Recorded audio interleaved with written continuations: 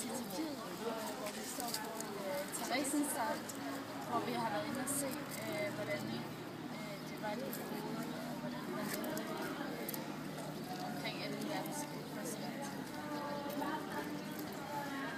Og så har vi set, hvordan de blev henrettet.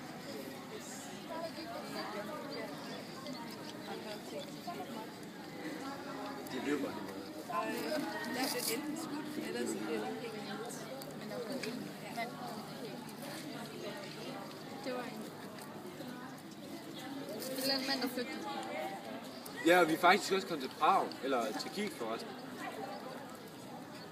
Og så har vi lige været inde og se en film om det var Røde Kors, der skulle have ud på et tidspunkt for at se om fangerne de levede under rigtig vilkår. Og der lavede de sådan en film med, at de havde det bare rigtig godt, at de spillede fodbold og sådan noget, men det gjorde de bare ikke.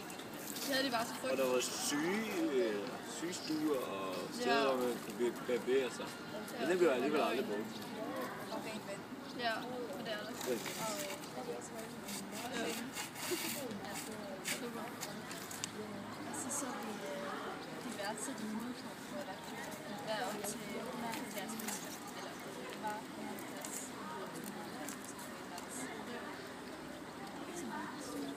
Og vi så en mega stor gravplads lige herovre bagved.